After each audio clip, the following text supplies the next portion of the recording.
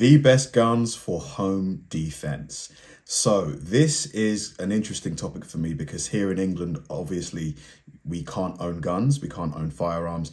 Only a very small, I think it's farmers really, for like controlling rodents, and there's only certain amounts of firearms that they can own, and there's like regular random inspections and checks to make sure that they're kept in like locked places, whereas America's obviously completely different.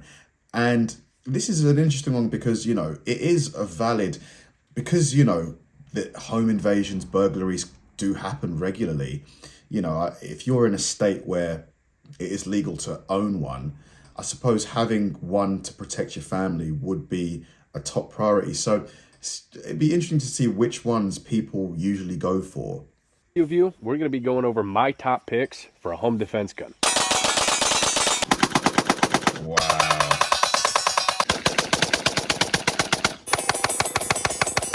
Wow, he's got good aim. Jesus.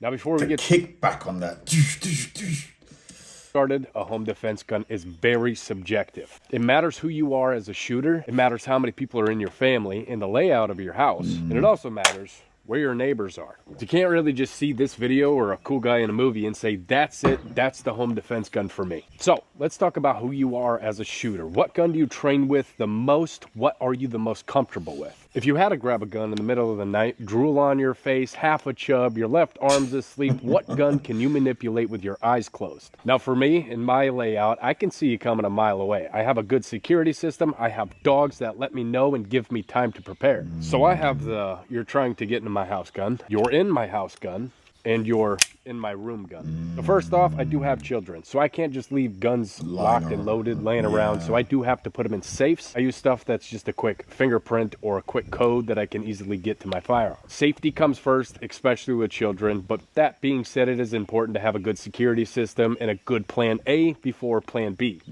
Let's go shoot this staccato P, and then I'm gonna tell you why I chose this, right after we thank today's sponsor. That sponsor is going to be Core Essentials. Core in creating new firearms. Go hit the link down in the description below. Thank you, SDI. Now let's go shoot this thing. All right, home defense choice number one. The is that a normal pistol? It looks a bit different to a normal pistol. It looks thicker. Is that like a what's that?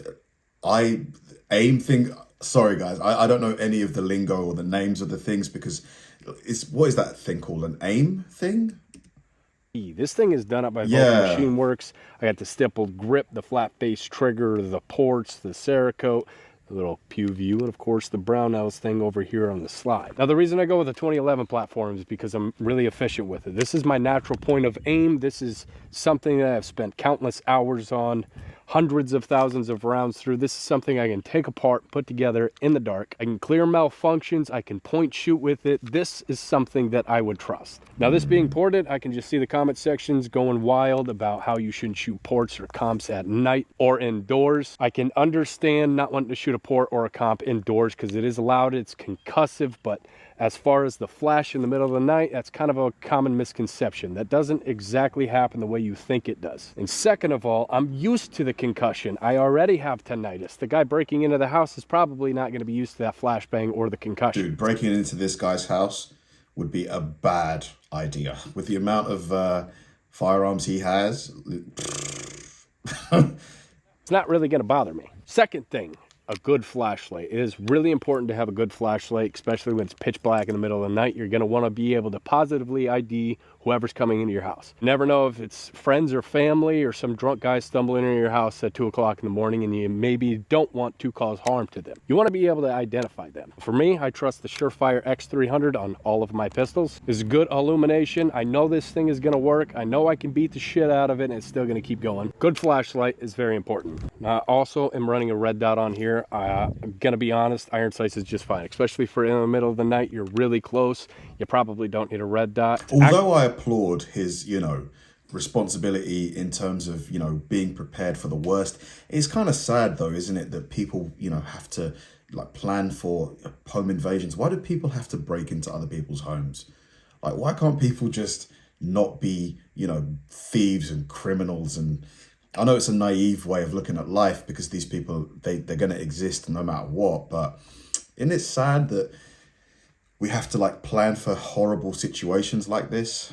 Actually probably going to do you more harm than good, because then you're going to swim around and find the red dot. But for me, I'm able to point shoot it.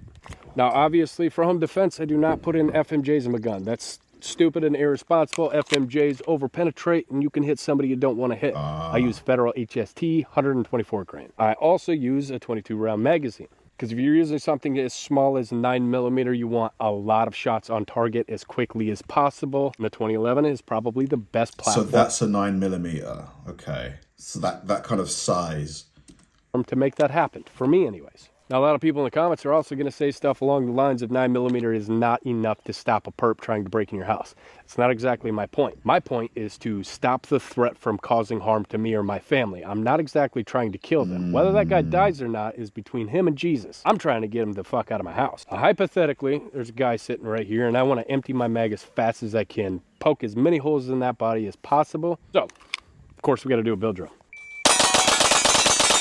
Or something. See, that's what happens in the middle of the night when your adrenaline is dumping and you see somebody that can cause harm to you or your family. Adrenaline dump. Ammo down range.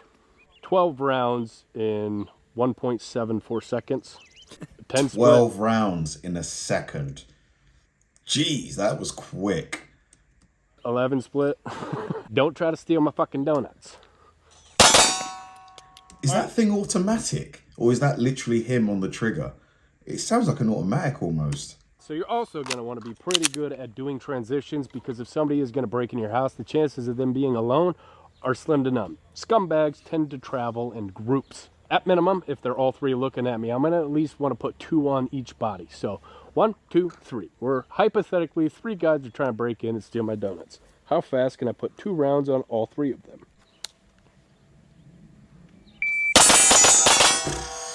Jesus. Wow. This guy's good. I can't weed. In the middle of the night, the chances of your arm being asleep, you know, this guy's been, he practices a lot. Are actually quite high if you sleep like I do. So, 1 hand bill drill.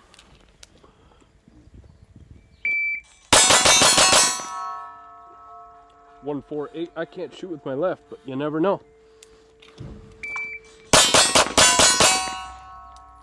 178. Man, I hope my right arm is never asleep. I think you guys get the point of what it means to have a home defense gun. I'm going to stop talking so much and just go through it so this isn't a half-an-hour long video. Option number 2, a good 12 gauge shotgun. That doesn't mean it's got to be semi-auto. A good cheap $300 Remington 870 pump action will do fantastic. That thing is massive. You have buckshot inside of it. Running ammunition like buckshot, you also got to consider your walls. This does penetrate drywall, 2x4s, insulation fairly well, and the spread is not so controllable. So if you live in a tight house, close neighbors, your kids are right on the other side of the place that you're going to have to shoot, this may not be the best option. My ammo of choice is Federal double-aught block. If you're a hunter and if you've ever used this, you know why this is my ammo of choice. Now this right here is the Raider S4 12 gauge shotgun. I go with semi-automatic because it's fast and this thing is proven to be pretty damn reliable. So this is essentially a 7+1. We got one of those. If you were a home invader and you see that pointed at you, oh boy, time to say the Lord's Prayer. Loaded, so we got 8 rounds of double-aught buck in here. Fast, it's reliable, and it delivers a lot of energy downrange. I also have a Surefire Mini Scout up here. Now, a lot of people are going to look at this and bitch about how far it is backwards, and it's going to cast a giant shadow. If it's pitch black, all I need is a slight illumination so I can identify the target and be able to see good enough to place shots. So this being a 12 gauge shotgun, you probably don't need multiple rounds on target. I mean, go until the threat is no longer a threat, but the chances are low. 12 gauge is pretty efficient. We're going to go 1 shot, all 3 targets at about 12 yards, because hypothetically in a house, you're not going to be much further than that. Ooh. A good, reliable 12 gauge would be my #1 go-to for home defense. Of course, depending on where you live, you got to make sure it's right for you, but if it is, 12 gauge all day. All right, so home defense gun number 3. A good old AR-15, a SCAR, a BRN 180, something with the standard capacity magazine. just in case you can't hit a damn thing and there's a whole bunch of them. Good option Like to how have. much, the firearms he's shown, how much do these things cost?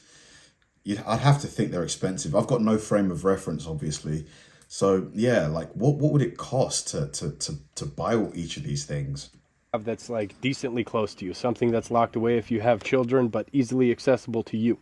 So for that, I go with the Scar 15P. This is chambered in 5.56, and a lot of people are going to be like, oh, short-barreled gun, it's not going to have as much penetration. That's kind of the point. 77 grain, shorter barrel, not as much penetration, super loud, super concussive. It's scary barking in the middle of the night. And it's super reliable. It's a Scar. I mean, it's a piston-driven system. These things are going to work. Also got the Surefire Mini Scout and the EOTech on top of it. Now this thing is loaded up with 77 grain, so it does tumble upon impact very good. I'm not super concerned about the over penetration with a 77 grain bullet out of a 7-inch barrel, but I'm not going to be shooting towards neighbors. I'm lucky enough to have a cornfield in my backyard. I don't have to worry about that. This may not be the best option for you though.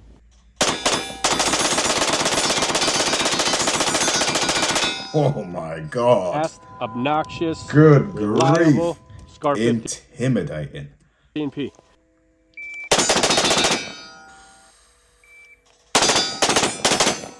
Man. So same concept with the BRM 180, except this is chambered in 300 Blackout. So you can have that subsonic ammunition, a heavier grain, slower moving bullet, less penetration, less noise. 300 Blackout is a solid option. And this is also just one of my favorite guns. My goodness. Fast, accurate, reliable. Oh, just so we're clear, my battery is dead in the MRO. I'm just going off of nothing here. Man, I mean, look, very, very, very interesting. You know, it's obviously here in the UK, you can't have these, at least legally. I'm sure there's people that do. But yeah, it's just, I suppose if you have a family to protect and you live in a state where it's legal to own these things, to not have one to protect your family, I don't know. It's not something like I would want to protect my family, you know, if I lived in a state where it's legal to have them for sure. Like, how much do these things cost? Thanks for watching, guys, and I'll see you in the next one.